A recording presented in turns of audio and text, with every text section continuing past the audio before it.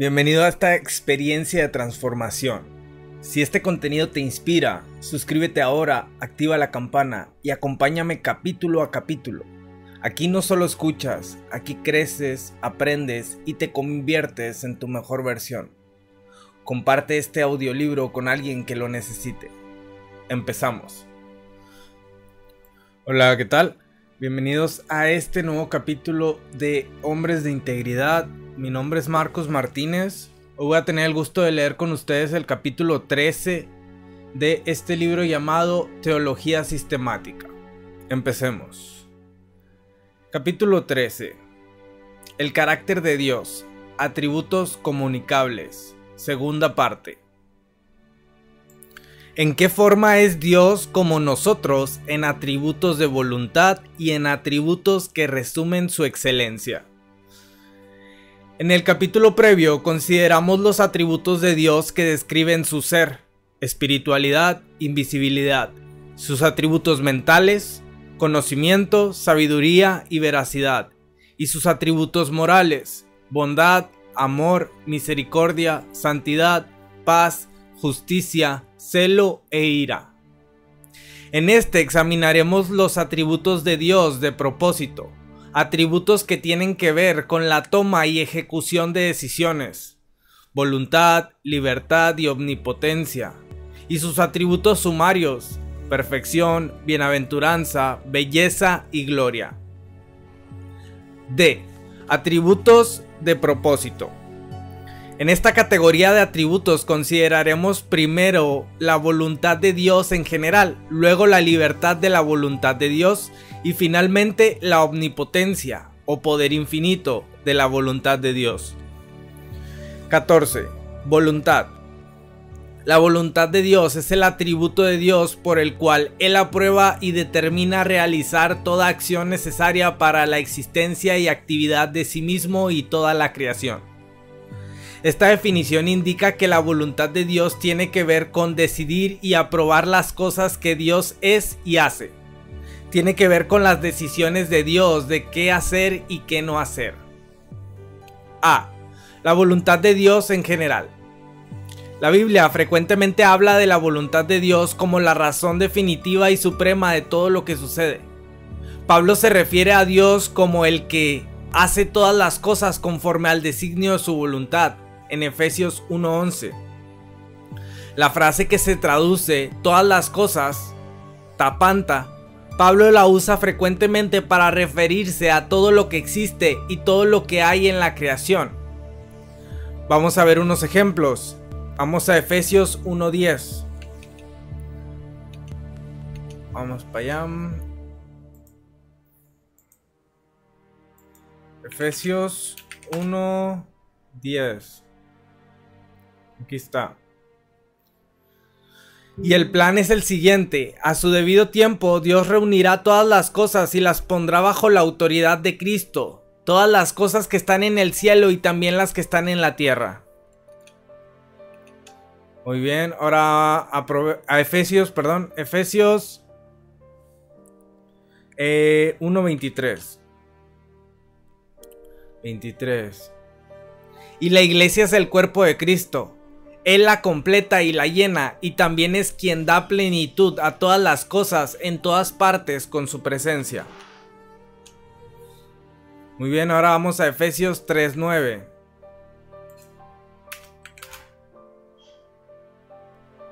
Fui elegido para explicarles a todos el misterioso plan que Dios, el creador de todas las cosas, mantuvo oculto desde el comienzo.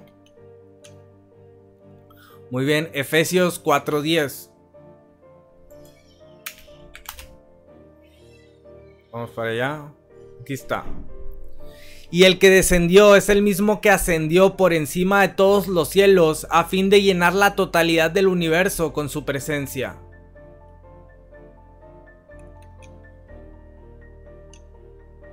Muy bien. No había visto que le estoy leyendo en una traducción viviente. Supone que cuando estudias debes de leer con la de Reina Valera. Eso dicen muchos. Muy bien, sigamos. Colosenses 1:16. Colosenses 1:16. Aquí está. Porque por en medio de él Dios creó todo lo que existe en los lugares celestiales y en la tierra. Hizo las cosas que podemos ver y las que no podemos ver, tales como tronos, reinos, gobernantes y autoridades del mundo invisible. Todo fue creado por medio de él y para él. Perdón. Ahora en el 17 también, en el versículo 17 de Colosenses 1. Él ya existía antes de todas las cosas y mantiene unida toda la creación. Ahora vamos a Romanos 11:36.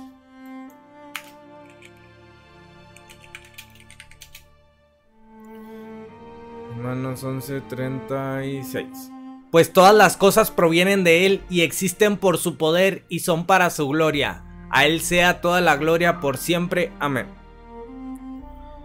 Muy bien. Qué bueno que estoy leyendo esta versión, la de Nueva Traducción Viviente, porque según ChatGPT es la versión con lenguaje actual más apegada a pues las escrituras originales, o a la Reina Valera, que la Reina Valera es la que está más de acuerdo. Muy bien. Ahora vamos a 1 Corintios 8:6. Ahí se menciona 2 veces, dice. 1 Corintios 8. A ver si está bien.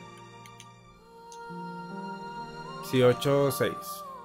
¿Dónde está? Aquí está. Pero para nosotros hay un Dios, el Padre, por quienes todas las cosas fueron creadas y para quien vivimos. Y hay un Señor, Jesucristo, por medio de quien todas las cosas fueron creadas y por medio de quien vivimos. Muy bien. Ahora vamos a 1 Corintios 15, 27 y 28. 27. Pues las escrituras dicen: Dios ha puesto todas las cosas bajo su autoridad. Claro que cuando dice todas las cosas están bajo su autoridad, no incluye a Dios mismo, quien le dio a Cristo su autoridad. Y también el 28. Entonces, cuando todas las cosas estén bajo su autoridad, el Hijo se pondrá a sí mismo bajo la autoridad de Dios, para que Dios, quien le dio a su Hijo la autoridad sobre todas las cosas, sea completamente supremo sobre todas las cosas en todas partes. Muy bien. Y así vamos con el libro. La palabra que se traduce hace, energeo, obrar, llevar a la práctica, realizar, producir, es un participio presente y sugiere actividad continua. La frase se podría traducir más explícitamente: que continuamente hace que se realice todo en el universo conforme al consejo de su voluntad. Más específicamente, todo fue creado por la voluntad de Dios. Cito: tú creaste todas las cosas, por tu voluntad existen y fueron creadas, dice en Apocalipsis 4:11. Tanto el Antiguo como el Nuevo Testamento hablan del gobierno humano como resultado de la voluntad de Dios. La voz del cielo le dice a Nabucodonosor que debe aprender que el Altísimo es el soberano de todos los reinos del mundo y que se los entrega a quien él quiere.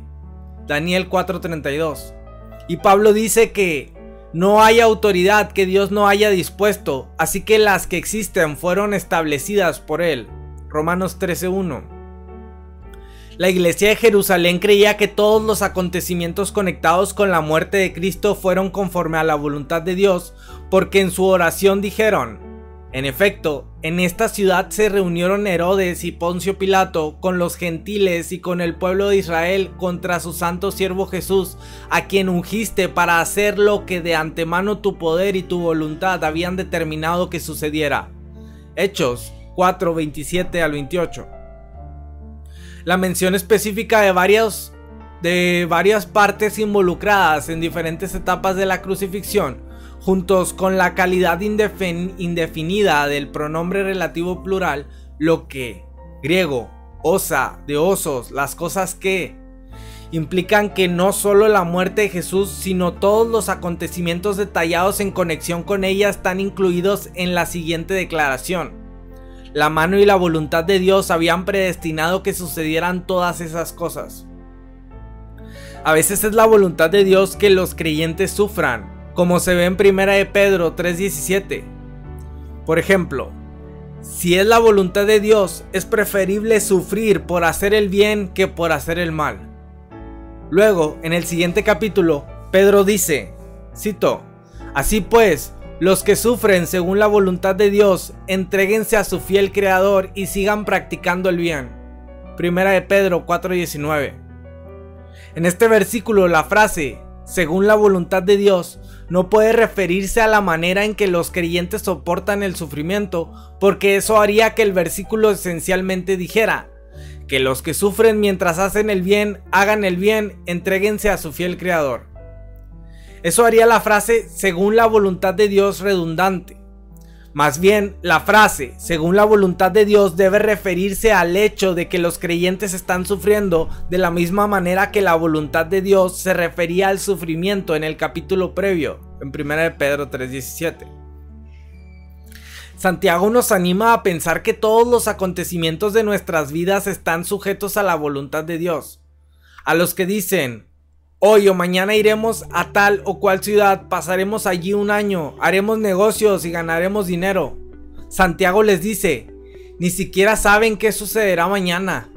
Más bien, deberían decir, si el Señor quiere, viviremos y haremos esto o aquello.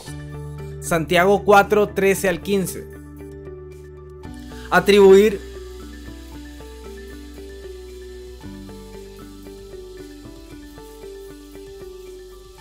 Atribuir tantos acontecimientos, incluso acontecimientos malos, a la voluntad de Dios, a menudo produce malos entendidos y dificultades para los cristianos. Algunas de las dificultades conectadas con este tema se consideran aquí y en otras en el capítulo 16. Sobre la providencia de Dios. B. Distinciones en los aspectos de la voluntad de Dios. 1. Voluntad obligada y voluntad libre. Algunas distinciones hechas en el pasado pueden ayudarnos a entender varios aspectos de la voluntad de Dios. Así como nosotros podemos decidir o escoger algo de buen grado o a regañadientes, con gusto o lamentando, en secreto o públicamente, Dios en la infinita grandeza de su personalidad puede querer diferentes cosas de diferentes maneras. Una distinción útil que se aplica a los aspectos de la voluntad de Dios es la distinción entre la voluntad necesaria de Dios y la voluntad libre de Dios. La voluntad obligada de Dios incluye todo lo que Él debe determinar conforme a su naturaleza. ¿Qué es lo que Dios determina obligatoriamente? Él se determina a sí mismo. Dios quiere eternamente ser o desea ser quien es y lo que es. Él dice, yo soy el que soy, o yo seré lo que seré. Éxodo 3:14. Dios no puede decidir ser diferente de lo que es, ni dejar de existir, La voluntad libre de Dios incluye todo lo que Dios determinó, pero no tenía necesidad de determinar conforme a su naturaleza. Aquí debemos poner la decisión de Dios de crear el universo y todas las decisiones relativas a los detalles de esa creación. Aquí debemos colocar también todos los actos redentores de Dios. No hay nada en la naturaleza de Dios que le exigiera crear el universo o redimir la humanidad pecadora a un pueblo para sí mismo. Vea lo que se dijo anteriormente respecto a la independencia de Dios. Sin embargo, Dios decidió crear y redimir, y estas fueron decisiones totalmente libres que tomó. Aunque entre los miembros de la Trinidad el amor, la comunión y gloria han existido de una medida infinita por toda la eternidad, según Juan 17:5 y 24, Dios decidió crear el universo y redimirnos para su gloria. Vamos a ver Juan 17:5.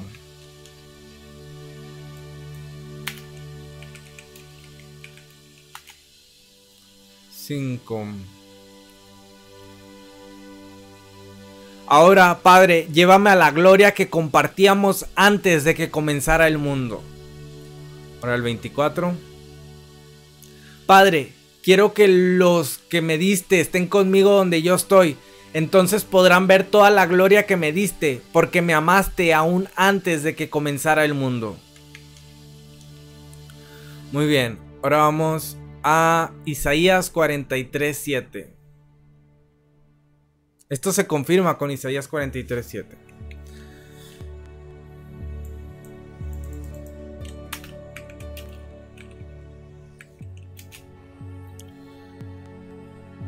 Traigan a todo el que me reconoce como su Dios, porque yo los he creado para mi gloria. Fui yo quien los formé. Se confirma que Dios nos hizo para su gloria. Isaías 48:9 al 11. Sin embargo, por el amor y la honra de mi nombre, contendré mi enojo y no te aniquilaré. Te he refinado, pero no como se refina la plata, más bien te he refinado como en el horno del sufrimiento. Te rescataré por amor de mí, sí, por amor de mí mismo. No permitiré que se manche mi reputación, ni compartiré mi gloria con los ídolos. Ahora, Romanos 11:36.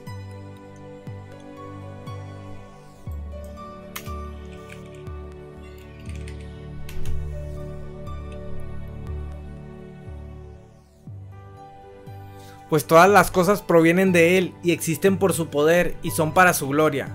A Él sea toda la gloria por siempre. Amén.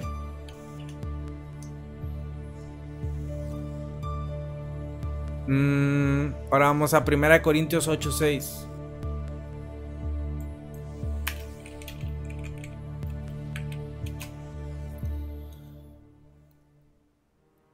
Pero para nosotros hay un Dios, el Padre, por quien todas las cosas fueron creadas y para quien vivimos, y hay un Señor, Jesucristo, por medio de quien todas las cosas fueron creadas y por medio de quien vivimos. Ahora vamos a Efesios 1:12.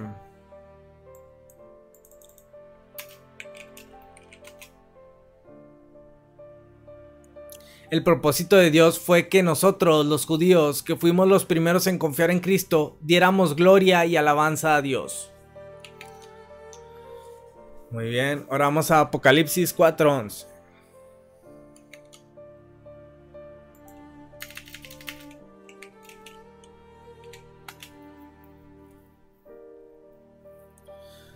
Tú eres digno, oh Señor nuestro Dios, de recibir gloria y honor y poder, pues tú creaste todas las cosas y existen porque tú las creaste según tu voluntad. Seguimos con el libro. Sería un error tratar de hallar en el mismo ser de Dios una causa que lo obligara a crear o redimir, porque eso sería negar la independencia total de Dios. Sería decir que sin nosotros Dios no podría ser verdaderamente Dios. Las decisiones de Dios de crear y redimir fueron decisiones totalmente libres. 2. Voluntad secreta y voluntad revelada. Otra distinción útil que se aplica a los diferentes aspectos de la voluntad de Dios es la distinción entre la voluntad secreta de Dios y su voluntad revelada. Incluso en nuestra propia experiencia sabemos que podemos querer algunas cosas en secreto y esperar antes de dar a conocer a otros que la deseamos. A veces les decimos a otros antes de que tenga lugar lo que hemos deseado, y en otras ocasiones no revelamos nuestra voluntad secreta sino hasta después de que lo que queríamos tuvo lugar. Es cierto que una distinción entre diferentes aspectos de la voluntad de Dios es evidente en muchos pasajes bíblicos. Según Moisés, lo secreto le pertenece al Señor nuestro Dios, pero lo revelado nos pertenece a nosotros y a nuestros hijos para siempre, para que obedezcamos todas las palabras de esta ley. Deuteronomio 29:29. Lo que Dios ha revelado nos es dado con el propósito de que hagamos la voluntad de Dios, para que obedezcamos todas las palabras de esta ley. Hubo muchos otros aspectos de su plan, sin embargo, que Él no nos ha revelado. Muchos detalles de eventos futuros, detalles específicos de adversidad o bendición en la vida y cosas por el estilo. Respecto a estos asuntos, simplemente debemos confiar en Él. Debido a que la voluntad revelada de Dios por lo general contiene sus mandamientos o preceptos para nuestra conducta moral, a la voluntad revelada de Dios a veces se le llama la voluntad de precepto o voluntad de mandamiento de Dios. Esta voluntad revelada de Dios es la voluntad declarada de Dios respecto a lo que nosotros debemos hacer o lo que Dios nos ordena hacer. Por otro lado, la voluntad secreta de Dios por lo general incluye sus decretos ocultos por los que Él gobierna el universo y determina todo lo que sucederá. Ordinariamente no nos revela esos decretos, excepto en las profecías que han de cumplirse. Así que estos decretos realmente son la voluntad secreta de Dios. Hallamos lo que Dios ha decretado cuando los acontecimientos tienen lugar en la realidad. Debido a que esta voluntad secreta de Dios tiene que ver con sus decretos de acontecimientos en el mundo, a este aspecto de la voluntad de Dios a veces se le llama la voluntad de decreto de Dios. Hay varias instancias en las que la Biblia menciona la voluntad revelada de Dios. En el Padre Nuestro la petición, hágase tu voluntad, en la tierra como en el cielo, Mateo 6:10, es una oración en que se pide que los seres humanos obedezcan en la tierra la voluntad revelada de Dios, sus mandamientos, tal como se obedecen en el cielo, es decir, total y completamente. Esto no podría ser una oración pidiendo que se cumpla la voluntad secreta de Dios, es decir, sus decretos en cuanto a acontecimientos que ha planeado, porque lo que Dios ha decretado en su voluntad secreta de todos modos sucederá. Pedir que Dios haga suceder lo que ya ha de ser decretado que suceda sería como orar que lo que va a suceder suceda. Sería una oración verdaderamente hueca, porque en realidad no se estaría pidiendo nada. Es más, puesto que no sabemos la voluntad secreta de Dios respecto al futuro, quien eleva una oración pidiendo que se cumpla la voluntad secreta de Dios no sabría lo que está pidiendo. Sería una oración sin sentido, sin contenido comprensible y sin afecto. Más bien, la oración, hágase tu voluntad, se debe entender como una apelación a que se cumpla en la tierra la voluntad revelada de Dios. Si se entiende de esta manera esta frase, eso provee un patrón para que oremos según los mandamientos de Dios en la Biblia. En este sentido, Jesús nos provee una guía para una amplitud de peticiones de oración supremamente amplia. Cristo nos anima aquí a orar que los seres humanos obedezcan las leyes de Dios, que sigan sus principios para la vida, que obedezcan sus mandamientos de arrepentirse del pecado y confiar en Cristo como Salvador. Orar estas cosas es orar que se haga la voluntad de Dios en la tierra como en el cielo.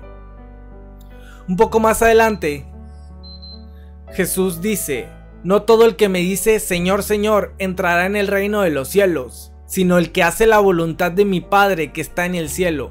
Mateo 7:21. De nuevo, la referencia no puede ser a la voluntad secreta de Dios ni a la voluntad de decreto, porque toda la humanidad sigue esto, aunque no lo sepa, sino la voluntad revelada de Dios, es decir, la ley moral de Dios que los seguidores de Cristo deben obedecer. Esto se confirma con Mateo 12:50. Vamos a ver qué dice.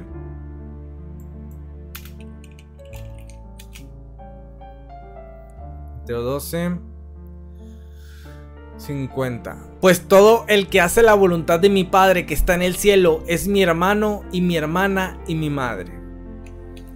Y dice aquí en el libro que probablemente también se confirma con Mateo 18:14. 18:14. De la misma manera, no es la voluntad de mi Padre Celestial que ni siquiera uno de estos pequeñitos perezca. Otra vez. De la misma manera, no es la voluntad de mi Padre Celestial que ni siquiera uno de estos pequeñitos perezca. Muy bien. Sigamos. Cuando Pablo manda a los efesios que entiendan cuál es la voluntad del Señor, en Efesios 5:17, se confirma con Romanos 2:18. De nuevo está hablando de la voluntad revelada de Dios. Vamos a ver Romanos 2:18.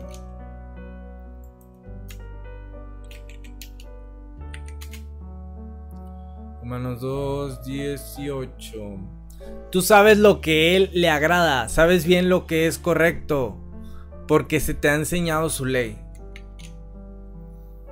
Muy bien. De nuevo está hablando de la voluntad revelada de Dios. También Juan cuando dice, cito, si pedimos conforme a su voluntad, Él nos oye. Primera de Juan 5:14. Probablemente es mejor poner Primera de Timoteo 2:4 y Segunda de Pedro 3:9 en esta categoría también. Pablo dice que Dios quiere o desea, anhela, del griego celo, que todos sean salvos y lleguen a conocer la verdad. En Primera de Timoteo 2:4. Pedro dice que el Señor no tarda en cumplir su promesa, según entienden algunos la tardanza. Más bien, Él tiene paciencia con ustedes porque no quiere que nadie perezca, sino que todos se arrepientan. Segunda de Pedro 3:9. En ninguno de estos versículos se puede entender la voluntad de Dios como su voluntad secreta, su decreto respecto a lo que con certeza va a suceder. Esto se debe a que el Nuevo Testamento dice claramente que habrá un juicio final y no todos serán salvos. Es mejor, por consiguiente, decir que estas son referencias a la voluntad revelada de Dios, sus mandamientos que la humanidad debe obedecer y su declaración a nosotros de lo que es agradable a su vista. Por otro lado, muchos pasajes hablan de la voluntad secreta de Dios, cuando Santiago nos dice que digamos, si el Señor quiere, viviremos y haremos esto o aquello. Santiago 4:15. No puede estar hablando de la voluntad revelada de Dios o su voluntad de precepto, porque respecto a muchas de nuestras acciones nosotros sabemos que están de acuerdo al mandamiento de Dios que hagamos una u otra actividad que hemos planeado. Más bien, confiar en la voluntad secreta de Dios vence el orgullo y expresa dependencia humilde en el control soberano de Dios sobre lo que nos sucede en la vida. Otro ejemplo se halla en Génesis 50:20. José le dice a sus hermanos, cito, es verdad que ustedes pensaron hacerme mal, pero Dios transformó ese mal en bien para lograr lo que hoy estamos viendo, salvar la vida de mucha gente. Aquí la voluntad revelada de Dios a los hermanos de José era que ellos debían amarlo y no privarle de lo suyo, ni venderlo como esclavo o planear asesinarlo. Pero la voluntad secreta de Dios fue que la desobediencia de los hermanos de José resultara en un mayor bien cuando José, habiendo sido vendido como esclavo y llevado a Egipto, adquirió autoridad sobre la tierra y pudo salvar a su familia. Cuando Pablo les dice a los corintios, cito, si Dios quiere iré a visitarlos muy pronto, 1 Corintios 4:19, no está hablando de la voluntad revelada de Dios, porque Pablo ya había determinado, en obediencia a Dios y en cumplimiento de su oficio apostólico, ir a visitar a los corintios. Está hablando más bien de la voluntad secreta de Dios, su plan oculto para el futuro, que Pablo desconocía y que se conocería solo cuando se sucediera. Esto se confirma con Hechos 21:14, vamos a ver.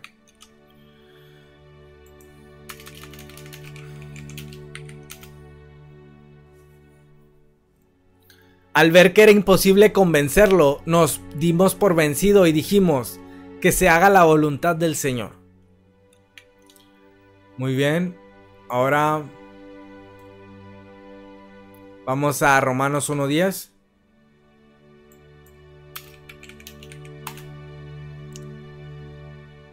Algo que siempre pido en oración es que Dios mediante se presente la oportunidad de ir por fin a verlos. Dios mediante. Ahora vamos a Romanos 15:32.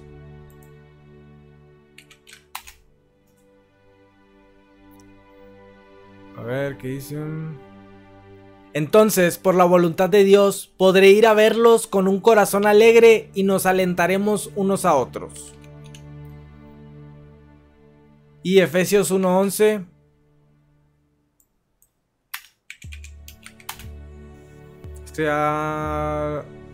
Lo leí, creo. 1:11. Es más, dado que estamos unidos a Cristo, hemos recibido una herencia de parte de Dios, porque Él nos eligió de antemano y hace que todas las cosas resulten de acuerdo con su plan. Ahora vamos a 1 de Pedro 3:17.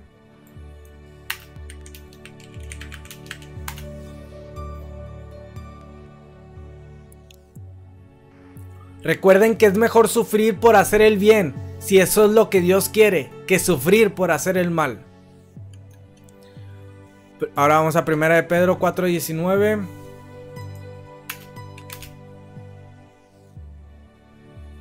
De modo que, si sufren de la manera que agrada a Dios, sigan haciendo lo correcto y confíenle su vida a Dios, quien los creó, pues Él nunca les fallará.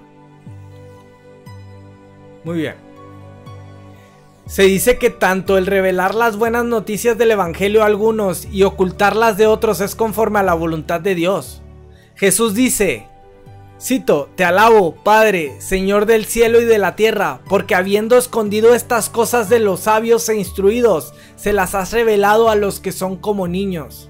Sí, Padre, porque esa fue tu buena voluntad. Mateo 11:25 al 26. Esto de nuevo debe referirse a la voluntad secreta de Dios, porque su voluntad revelada es que todos alcancen la salvación. En efecto, apenas 2 versículos más adelante, Jesús le ordena a todos: vengan a mí todos ustedes que están cansados y agobiados, y yo les daré descanso. Mateo 11:28. Tanto Pablo como Pedro nos dicen que Dios quiere que todos sean salvos. Vamos a 1 de Timoteo 2:4.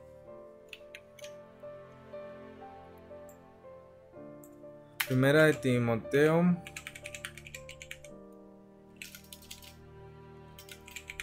2:4. Sí, eso es. Quien quiere que todos se salven y lleguen a conocer la verdad. Muy bien. Ahora vamos a 2 de Pedro 3:9.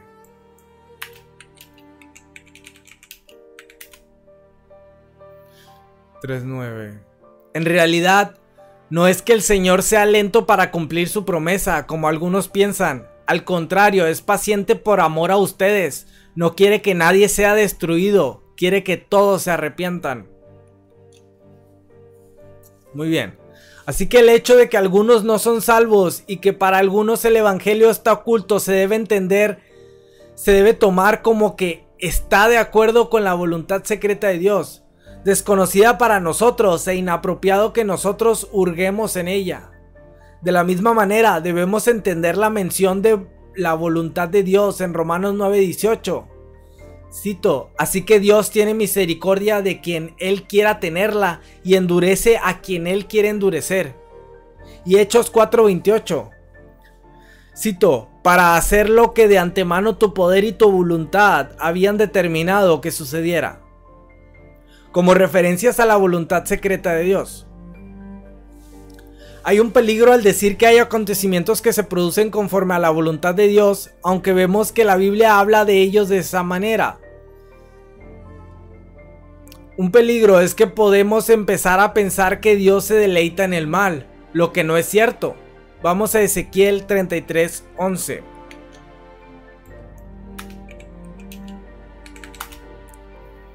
Dice: tan cierto como que yo vivo, dice el Señor soberano, no me complace la muerte de los perversos, solo quiero que se aparten de su conducta perversa para que vivan. Arrepiéntanse, apártense de su maldad, oh pueblo de Israel, ¿por qué habrían de morir? Muy bien, ahora, aunque Él puede usarlo para sus propósitos buenos. Otro peligro es que podemos empezar a echarle a Dios la culpa del pecado, en lugar de a nosotros mismos, o pensar que no somos responsables de nuestras acciones de maldad. La Biblia, sin embargo, no vacila en unir afirmaciones de la voluntad soberana de Dios con afirmaciones de la culpabilidad del hombre que hace el mal. Pedro pudo decir en la misma oración que Jesús fue entregado según el determinado propósito y el previo conocimiento de Dios. Y también decir que por medio de gente malvada ustedes lo mataron clavándolo en la cruz. Hechos 2:23. La misma declaración afirma la oculta voluntad de decreto de Dios y la culpabilidad de la gente malvada al realizarla. Como quiera que entendamos el teje y maneje secreto de la voluntad oculta de Dios, nunca debemos pensar que implica que somos libres de culpa en cuanto a maldad, ni que se le puede echar a Dios la culpa del pecado. La Biblia nunca habla de esa manera y nosotros tampoco podemos hacer ni lo uno ni lo otro. aunque como puede ser así siga siendo un ministerio... Voy a volver a leer esto. La Biblia nunca habla de esa manera y nosotros tampoco podemos hacer ni lo uno ni lo otro. Aunque cómo puede ser así siga siendo un misterio para nosotros en esta edad. 15. Libertad. La libertad de Dios es el atributo de Dios que le permite hacer lo que quiere. Esta definición implica que nada en toda la creación puede estorbar que Dios haga su voluntad. Este atributo de Dios está, por consiguiente, estrechamente relacionado con su voluntad y su poder. Sin embargo, este aspecto de libertad enfoca el hecho de que a Dios no lo restringe nada externo a sí mismo y que es libre de hacer lo que quiera hacer. No hay ni persona ni fuerza que jamás pueda dictarle a Dios lo que debe hacer. Él no está bajo ninguna autoridad ni restricción externa. La libertad de Dios se menciona en el Salmo 115, en donde su gran poder se contrasta con la debilidad de los ídolos. Cito: nuestro Dios está en los cielos y puede hacer lo que le parezca. Salmo 115, versículo 3. Los gobernantes humanos no pueden levantarse contra Dios y oponerse en efecto a su voluntad, porque, cito, en las manos del Señor el corazón del rey es como un río, sigue el curso que el Señor le ha trazado. Proverbios 21:1. De modo similar, Nabucodonosor aprende en su arrepentimiento que es verdad decir de Dios, cito, Dios hace lo que quiere con los poderes celestiales y con los pueblos de la tierra. No hay quien se oponga a su poder ni quien le pida cuentas de sus actos. Daniel 4:35. Debido a que Dios es libre, no debemos tratar de buscar alguna otra respuesta mejor a las acciones de Dios en la creación que el hecho de que Él quiso hacer algo y que su voluntad tiene perfecta libertad, siempre y cuando las acciones que realiza vayan de acuerdo con su carácter moral. A veces algunos tratan de descubrir por qué Dios tiene que hacer una u otras cosas, tal como crear el mundo o salvarnos. Es mejor simplemente decir que fue la totalmente libre voluntad de Dios, obrando de una manera que está de acuerdo con su carácter. La razón final por la que escogió crear el mundo y salvar a los pecadores. 16. Omnipotencia, poder, soberanía. La omnipotencia de Dios quiere decir que Dios puede hacer toda su santa voluntad. La palabra omnipotencia se deriva de dos palabras latinas, omni, todo, y potens, poderoso, y quiere decir todopoderoso. En tanto que la libertad de Dios se refiere al hecho de que no hay ninguna restricción externa a las decisiones de Dios, la omnipotencia de Dios se refiere al poder que tiene para hacer todo lo que decida hacer. En la Biblia se menciona frecuentemente este poder. Dios es, cito, el Señor, el fuerte y valiente, el Señor, el valiente guerrero. Salmos 24:8. La pregunta retórica: ¿acaso hay algo imposible para el Señor? Génesis 18:14, Jeremías 32:27. Ciertamente implica, en el contexto en que aparece, que nada es demasiado difícil para el Señor. Por cierto, Jeremías dice de Dios, cito, para ti no hay nada imposible. Jeremías 32:17. Muy bien, vamos a los versículos que nos citó anteriormente, Génesis 18:14 y Jeremías 32:27. A ver, Génesis 18:14. ¿Dónde está? Génesis 18:14. Aquí dice, cito, ¿hay para Dios alguna cosa difícil? Al tiempo señalado volveré a ti y según el tiempo de la vida, Sara tendrá un hijo. Esto es lo que le promete a Abraham. Ahora vamos a Jeremías 32:27. Jeremías 32:27. 27. Aquí está. He aquí que yo soy Jehová, Dios de toda carne. ¿Habrá algo que sea difícil para mí? Muy bien. Sigamos con el libro. Pablo dice que Dios puede hacer muchísimo más que todo lo que podamos imaginarnos o pedir. En Efesios 3:20. Y que a Dios se le llama el Todopoderoso. Segunda de Corintios 6:18 y Apocalipsis 1:8. Muy bien, vamos a Efesios 3:20. Efesios 3:20. Y a aquel que es todopoderoso para hacer todas las cosas mucho más abundantemente de lo que pedimos o entendemos, según el poder que actúa en nosotros. Sigo con el pasaje. A él sea gloria en la iglesia en Cristo Jesús por todas las edades, por los siglos de los siglos. Amén. Muy bien, ahora a Dios se le llama el Todopoderoso en 2 de Corintios 6:18. Vamos a ver, 2 de Corintios 6:18. Y seré para vosotros por padre, y vosotros me seréis hijos e hijas, dice el Señor Todopoderoso. Ahora vamos a Apocalipsis 1:8. Apocalipsis 1:8. Yo soy el Alfa y la Omega, principio y fin, dice el Señor, el que es y que era y que ha de venir, el Todopoderoso. Me encanta esa frase, la verdad. El que es, el que era y el que ha de venir. Muy bien, sigamos. Término griego pantocrátor, que sugiere la posesión de todo poder y autoridad. Es más, el ángel Gabriel le dice a María que para Dios no hay nada imposible. Lucas 1:37. Y Jesús dice, para Dios todo es posible. Mateo 19:26.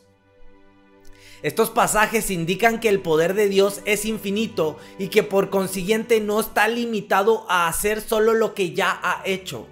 Es más, Dios puede hacer mucho más de lo que hace. Por ejemplo, Juan el Bautista dice en Mateo 3:9, cito, aún de estas piedras Dios es capaz de darle hijos a Abraham. Dios es el que puede hacer lo que le parezca. Salmo 115:3. Pudo haber destruido a Israel y haber levantado de Moisés una gran nación. Esto se confirma en Éxodo 32:10, pero no lo hizo. Sin embargo, hay algunas cosas que Dios no puede hacer. Dios no deseará ni hará nada contrario a su carácter. Por eso la definición de omnipotencia se indica en términos de la capacidad de Dios para hacer toda su santa voluntad. No es absolutamente cualquier cosa lo que Dios sea capaz de hacer, sino todo lo que esté de acuerdo con su carácter. Por ejemplo, Dios no puede mentir. En Tito 1:2 se le llama literalmente el Dios que no miente, o el Dios que jamás miente. El autor de Hebreos dice que en el juramento y la promesa es imposible que Dios mienta. Hebreos 6:18. Segunda de Timoteo 2:13 dice que Cristo no puede negarse a sí mismo. Es más, Santiago dice, cito, Dios no puede ser tentado por el mal, ni tampoco tienta él a nadie. Santiago 1:13. Así que Dios no puede mentir, ni pecar, ni negarse a sí mismo, ni ser tentado por el mal. No puede dejar de existir, ni dejar de ser Dios, ni actuar de alguna manera que no esté de acuerdo con algunos de sus atributos. Esto quiere decir que no es enteramente exacto decir que Dios puede hacer cualquier cosa. Incluso los pasajes bíblicos citados arriba que usan frases similares a esta se deben entender en sus contextos como que quieren decir que Dios puede hacer todo lo que quiera hacer o cualquier cosa que vaya de acuerdo con su carácter. Aunque el poder de Dios es infinito, su uso de ese poder queda determinado por sus otros atributos, tal como todos los atributos de Dios determinan todas sus acciones. Esto es, Por consiguiente, otro ejemplo en donde habría un malentendido si se aísla un atributo del resto del carácter de Dios o si se recalca de una manera desproporcionada. Al ejercicio de Dios de poder sobre su creación también se le llama la soberanía de Dios. Dios es soberano en el ejercicio de su gobierno, como soberano o rey sobre su creación. Este tema se considerará con más detalle en el capítulo 16 sobre la providencia de Dios. Al concluir nuestra consideración de los atributos de propósito de Dios, es apropiado darnos cuenta de que Él nos ha hecho de tal manera que mostramos en nuestras vidas un pálido reflejo de cada uno de ellos. Dios nos ha hecho criaturas con voluntad. Optamos por alternativas y tomamos decisiones reales respecto a los acontecimientos de la vida. Aunque nuestra voluntad no es absolutamente libre de la manera en que la de Dios es, Dios con todo nos ha dado una libertad relativa dentro de nuestras esferas de actividad en el universo que Él ha creado. Es más, tenemos un sentido intuitivo que es nuestra capacidad de ejercer nuestra voluntad y tomar decisiones y hacerlo de una manera relativamente libre, que es una de las marcas más significativas de la semejanza de Dios en nuestra existencia.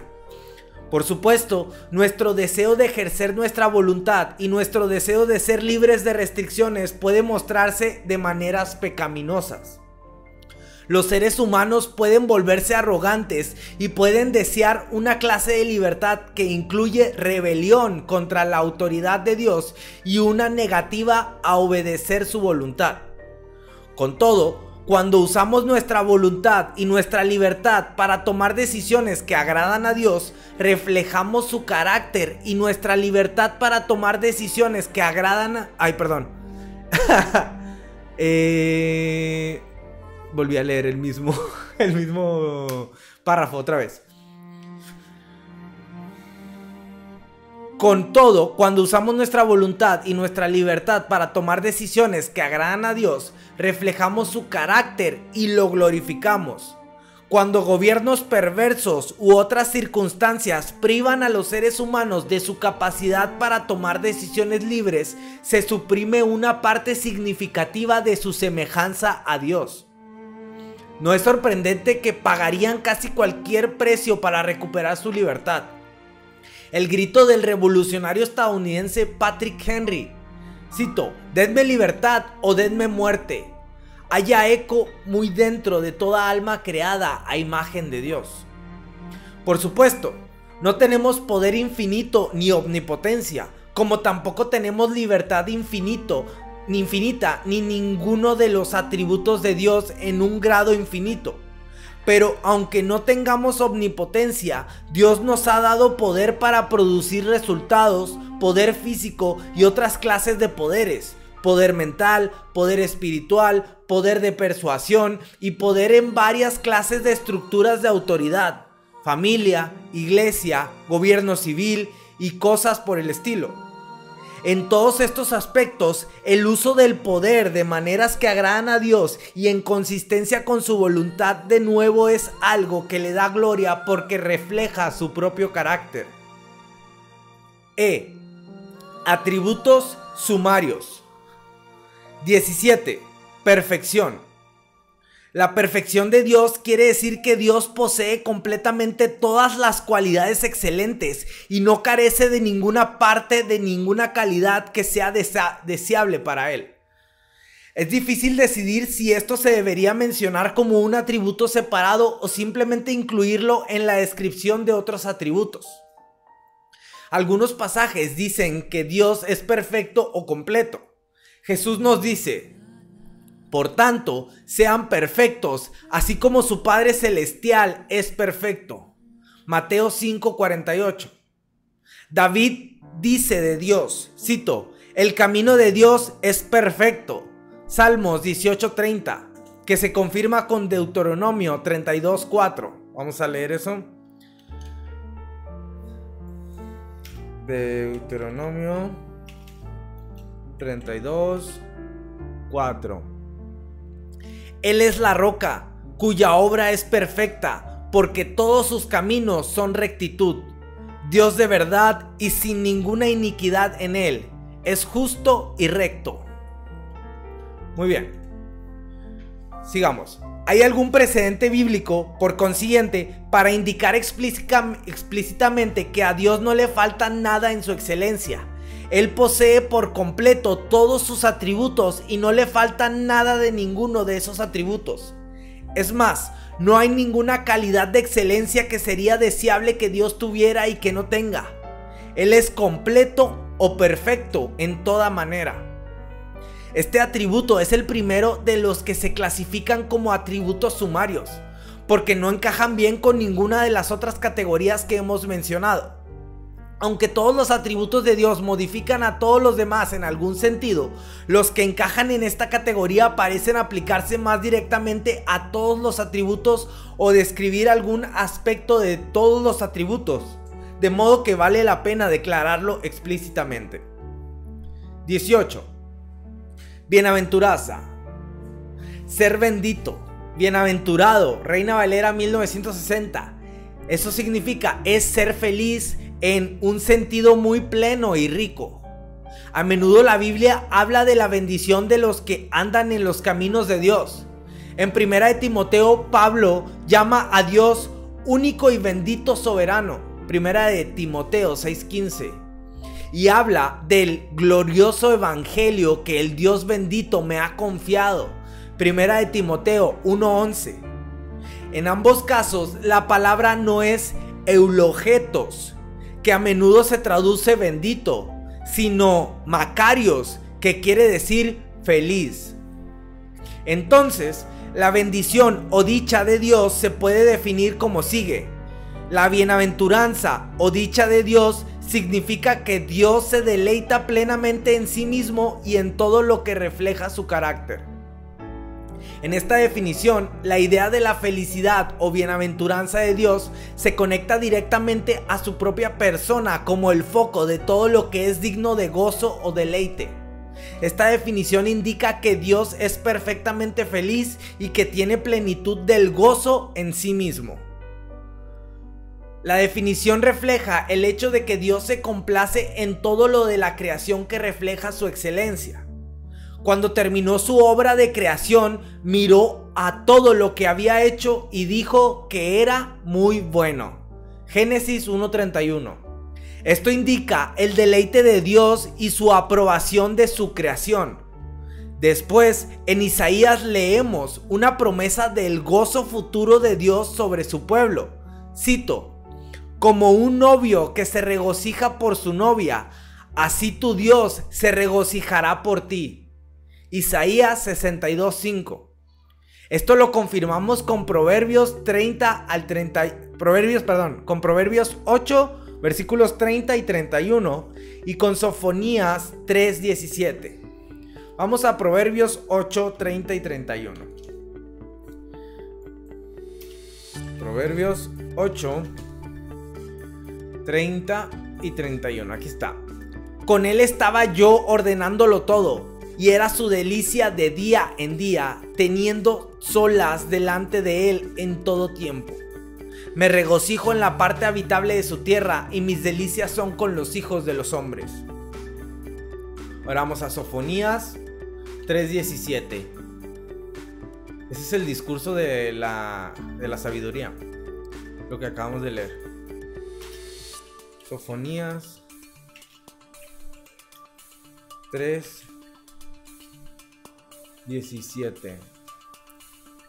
Jehová está en medio de ti, poderoso, él salvará, se gozará sobre ti con alegría, callará de amor, se regocijará sobre ti con cánticos. Muy bien, seguimos. Al principio puede parecer extraño e incluso de alguna manera desencantador que cuando Dios se regocija en su creación o incluso cuando se regocija en nosotros, en realidad es un reflejo de sus cualidades excelentes en las cuales está regocijándose. Pero cuando recordamos que la suma de todo lo que es deseable o excelente se halla en medida infinita en Dios mismo, nos damos cuenta de que no podía ser de otra manera. todo lo que sea excelente en el universo, todo lo que es deseable, debe en última instancia proceder de Él, porque Él es el creador de todo y es la fuente de todo bien. Cito: toda buena dádiva y todo don perfecto descienden de lo alto, donde está el Padre que creó las lumbreras celestes y que no cambia como los astros ni se mueve como las sombras. Santiago 1:17. Debemos, por consiguiente, decirnos a nosotros, como Pablo les dijo a los corintios, cito: ¿qué tienes que no hayas recibido? Y si lo recibiste, ¿por qué presumes como si no te lo hubieran dado? Primera de Corintios 4:7. Cito: porque todas las cosas proceden de Él y existen por Él y para Él. A Él sea la gloria por siempre. Amén. Romanos 11:36. Nosotros imitamos la dicha o bienaventuranza de Dios cuando hallamos deleite y felicidad en todo lo que es agradable a Dios, tanto en esos aspectos de la vida que agradan a Dios como en las obras de otros. De hecho, cuando somos agradecidos y nos deleitamos en destrezas específicas, preferencias y otras características con las que Dios nos ha creado como individuos, también imitamos su atributo de bienaventuranza. Es más, imitamos la bienaventuranza o dicha de Dios al regocijarnos en la creación conforme refleja varios aspectos de su carácter excelente. Y hallamos nuestra mayor bienaventuranza, nuestra mayor felicidad al deleitarnos en la fuente de toda buena cualidad, Dios mismo. 19. Belleza. La belleza de Dios es ese atributo por el que Él es la suma de todas las cualidades deseables. Este atributo de Dios ha estado implícito en varios de los atributos precedentes y se relaciona especialmente con la perfección de Dios. Sin embargo, la perfección de Dios se definió de tal manera que muestra que a Él no le falta nada que sería deseable en Él. Este atributo, belleza, se define de una manera positiva para mostrar que Dios en efecto posee toda cualidad deseable. Perfección quiere decir que a Dios no le falta nada deseable. Belleza quiere decir que Dios tiene todo lo deseable. Son dos maneras de expresar la misma verdad. No obstante, hay valor en afirmar este aspecto positivo de que Dios posee todo lo que sea deseable. Nos recuerda que todos nuestros deseos buenos y justos, todos los deseos que deberían estar en nosotros o en cualquier otra criatura, hallan su satisfacción suprema en Dios y en nadie más. David habla de la belleza del Señor en Salmo 27:14. Cito: una sola cosa le pido al Señor y es lo único que persigo: habitar en la casa del Señor todos los días de mi vida para contemplar la hermosura del Señor y recrearme en su templo. Una idea similar se expresa en otro salmo. Cito: ¿a quién tengo en el cielo? ¿A quién tengo en el cielo sino a ti? Si estoy contigo, ya nada quiero en la tierra. Salmo 73:25. En ambos casos, el salmista reconoce que su deseo de Dios, que es la suma de todo lo deseable, supera con mucho todos los demás deseos.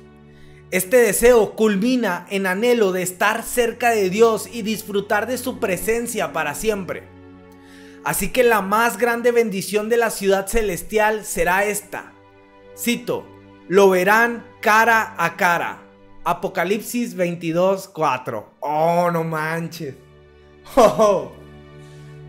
Anne R. Cousin, no sé cómo se diga, ciertamente tuvo una correcta perspectiva apropiada, porque en la última estrofa de su himno, The Sands of Time Are Sinking, las arenas del tiempo se están hundiendo, ella escribió: los ojos de la novia y no su vestido, sino la cara de su amado novio. No contemplaré en la gloria, sino la gracia de mi rey. No en la corona que él da, sino en su mano perforada. El cordero es toda la gloria de la tierra de Emanuel. Nosotros reflejamos la belleza de Dios en la vida cuando exhibimos conducta que le agrada. Por eso, Pedro les dice a las esposas en las iglesias a las cuales les escribe que su belleza, es decir, su fuente de belleza, debería ser la que procede de lo íntimo del corazón y consiste en un espíritu suave y apacible. Esta sí que tiene mucho valor delante de Dios. Primera de Pedro 3:4. De modo similar, Pablo instruye a los criados que por su conducta hagan honor a la enseñanza de Dios nuestro Salvador. Tito 2:10. La belleza de nuestras vidas es tan importante para Cristo que su propósito ahora es santificar a toda la iglesia, cito, para presentársela a sí mismo como una iglesia radiante, sin mancha ni arruga ni ninguna otra imperfección, sino santa e intachable. Efesios 5:27. Así que individualmente y en conjunto reflejamos la belleza de Dios en toda manera en que exhibimos su carácter. Cuando reflejamos su carácter, Él se deleita en nosotros y halla esto hermoso. Pero también nos deleitamos en la excelencia de Dios al verla manifestada en la vida de nuestros hermanos y hermanas en el Señor. Por consiguiente, es correcto sentir gozo y deleite en la comunión de unos con otros, y este gozo se ahonda conforme aumenta nuestra conformidad a la vida de Cristo. Es correcto que anhelemos estar en comunión con el pueblo de Dios en el cual se manifiesta el carácter de Dios, porque cuando nos deleitamos en la santidad del pueblo de Dios, en última instancia nos deleitamos en Dios mismo al ver su carácter evidenciado en la vida de su pueblo. 20. Gloria. En cierto sentido, la palabra gloria sencillamente significa honor o reputación excelente.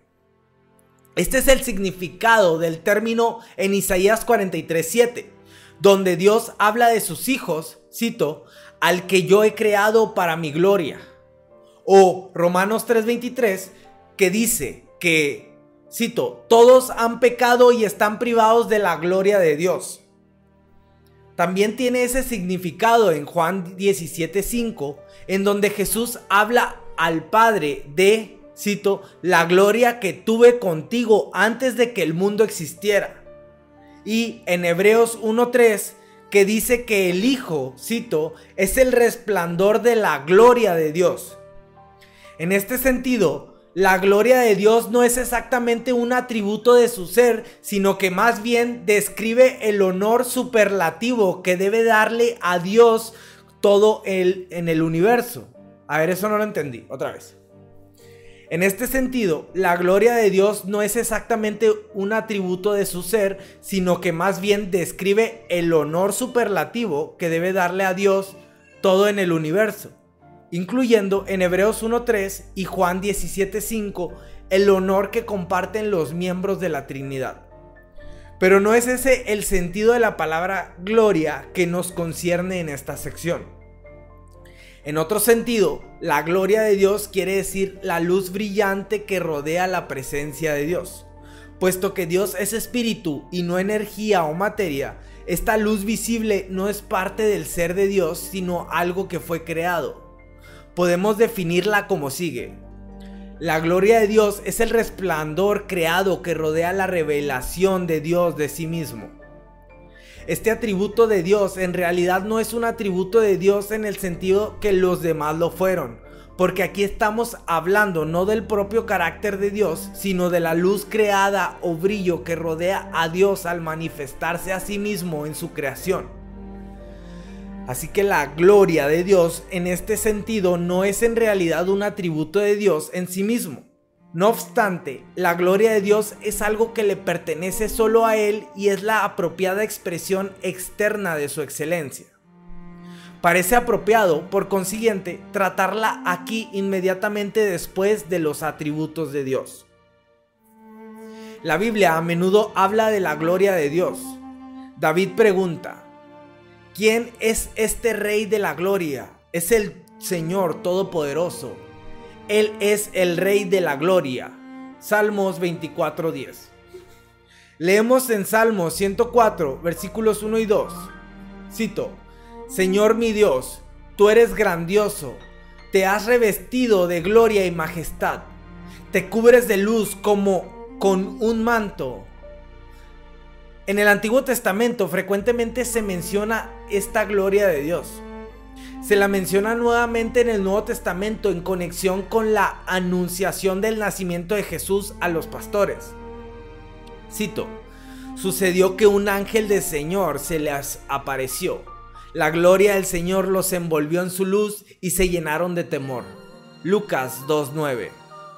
La gloria de Dios también fue evidente en la transfiguración de Cristo. Esto se confirma en Mateo 17:2.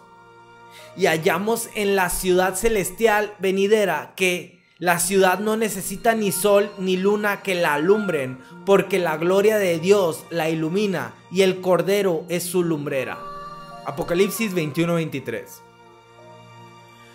Es muy apropiado que la revelación de Dios de sí mismo vaya acompañada de tal esplendor y resplandor, porque esta gloria de Dios es la manifestación visible de la excelencia del carácter de Dios. La grandeza del ser de Dios, la perfección de todos sus atributos, es algo que nunca podremos captar plenamente, pero ante lo cual podemos solo quedarnos pasmados de asombro y en adoración. De este modo, es apropiado en verdad que la manifestación visible de Dios sea tal que nosotros no podamos contemplarla por completo y que sea tan brillante que recaba gran deleite y profundo asombro de nosotros cuando la contemplamos solo en parte. Es asombroso, pero Dios nos hizo para que reflejemos su gloria. Pablo nos dice que incluso ahora en la vida cristiana estamos siendo transformados a su semejanza con más y más gloria por la acción del Señor, que es el Espíritu. Segunda de Corintios 3:18. Esto se confirma con Mateo 5:16 y Filipenses 2:15. Vamos a Mateo 5:16. Mateo 5:16.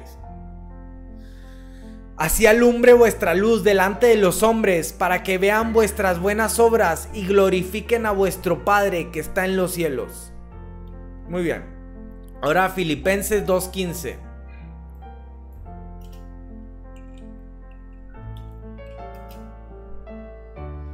Filipenses 2:15. Aquí está. Para que seáis irreprensibles y sencillos, hijos de Dios sin mancha, en medio de una generación maligna y perversa, en medio de la cual resplandecéis como luminares en el mundo. Uf, qué buena. Me encanta. Aunque no nos hallamos ahora rodeados de una luz visible, hay un resplandor o una belleza en la forma de vivir del que ama profundamente a Dios, y esto a menudo es evidente a los que nos rodean. En la vida venidera, tal resplandor se intensificará, de modo que cuando reinemos con Cristo, parece que también recibiremos una apariencia externa que será apropiada para este reino y a nuestra situación como portadores de la imagen de Dios y siervos del Señor Jesucristo. Muy bien, esto lo confirmamos con Proverbios 4:18, Daniel 12:3, Mateo 13:43 y 1 de Corintios 15:43. Vamos a leer estos 4 pasajes. Proverbios 4:18. Busquemos. Proverbios 4:18. Mas la senda de los justos es como la luz de la aurora, que va en aumento hasta que el día es perfecto. Muy bien, ahora sigue Daniel 12:3. Daniel 12. Escribí mal. Daniel 12:3. Los entendidos resplandecerán como el resplandor del firmamento, y los que enseñan la justicia a la multitud como las estrellas a perpetua eternidad. Amén. Y luego Mateo 13:43. Mateo 13, 43. ¿Qué dice? Entonces los justos resplandecerán como el sol en el reino de su Padre. El que tiene oídos para oír, oiga. Muy bien, ahora vamos a 1 Corintios 15, 43.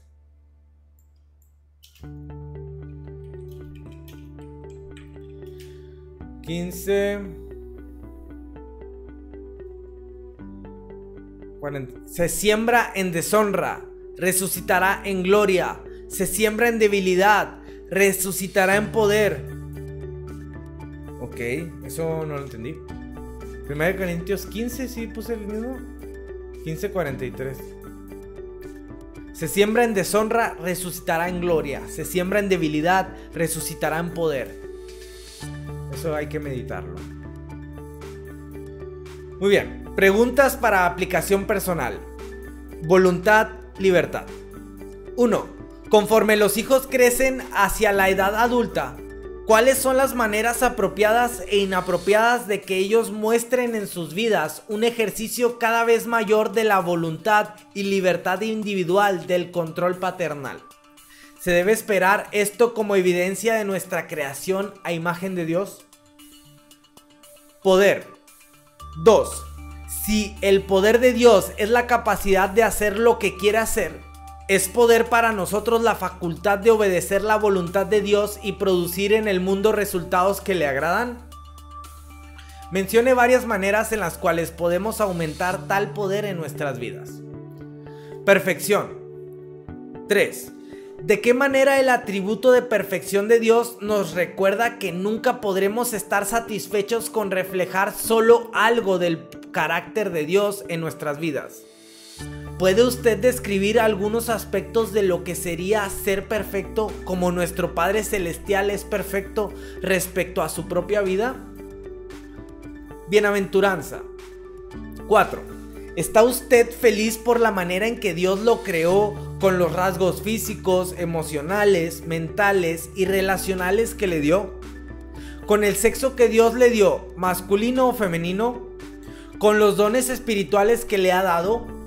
¿De qué maneras es correcto sentirnos felices o contentos con nuestras personalidades, características físicas, destrezas, posición, etcétera? ¿De qué maneras sería errado complacernos o estar felices por esas cosas? ¿Seremos alguna vez completamente benditos o felices? ¿Cuándo tendrá lugar eso y por qué? 5. Piense en las cualidades que usted admira en otros, tanto creyentes como no creyentes. ¿Cuáles está bien admirar y cuáles no? ¿Cómo puede decidir? ¿Cómo podemos deleitarnos más frecuentemente y más completamente en Dios mismo? Belleza. 6. Si rehusamos aceptar la definición de belleza que da nuestra sociedad e incluso las definiciones que nosotros mismos podamos haber elaborado previamente y decidir que lo que es verdaderamente bello es el carácter de Dios mismo, ¿cómo sería diferente nuestro concepto de hermosura del que teníamos antes? ¿Podríamos con todo aplicar apropiadamente nuestra nueva idea de belleza a algunas de las cosas que previamente pensábamos que eran hermosas? ¿Por qué sí o por qué no? 7. ¿Puede entender por qué el deseo de David sobre todo lo demás en la vida era habitar en la casa del Señor todos los días de mi vida para contemplar la hermosura del Señor y recrearme en su templo? Salmos 27:4. Gloria. 8. Cuando los pastores cerca de Belén experimentaron la gloria del Señor que brillaba a su alrededor, cito, se llenaron de temor. Lucas 2:9. Sin embargo, cuando lleguemos a vivir para siempre en la ciudad celestial, continuamente estaremos rodeados por la luz de la gloria del Señor. Apocalipsis 21:23. ¿Sentiremos continuamente ese mismo temor que sintieron los pastores? ¿Por qué sí o por qué no? ¿Le gustaría a usted vivir en presencia de esta gloria? Sí. ¿Podemos experimentar algo de ella en esta vida? Muy bien, ahora vayamos al pasaje bíblico a memorizar. Muy bien, como saben, preparen su libreta, su pluma y empiezo. Pasaje bíblico para memorizar. Salmos 73, 25 y 26. ¿A quién tengo en el cielo sino a ti? Si estoy contigo, ya nada quiero en la tierra. Podrán desfallecer mi cuerpo y mi espíritu, pero Dios fortalece mi corazón. Él es mi herencia eterna. Himno. Si dejas tú que Dios te guíe. Este es indudablemente uno de los himnos más hermosos jamás compuestos que expresan confianza en Dios por su soberanía. Si dejas tú que Dios te guíe, confiando solamente en Él, en tus angustias y conflictos tendrás su ayuda grande y fiel. El inmutable amor de Dios, roca firme es. Espera en Dios pacientemente, con gozo en tu corazón. Con gratitud acepta siempre del cielo toda bendición. Dios quiere siempre lo mejor para los hijos de su amor. En la oración fiel permanece. Sé obediente a su ley. Su protección Dios te ofrece. En sus promesas pon tu fe. Jehová no olvida nunca al fiel, ni al justo que confía en él. Gracias por llegar hasta el final. Si este capítulo te habló al corazón o te dio una nueva perspectiva, dale like, comparte y suscríbete si aún no lo has hecho. Sigue con el siguiente episodio y no pares tu proceso de transformación. Recuerda, la constancia es el puente hacia el cambio real. Nos escuchamos en el próximo capítulo.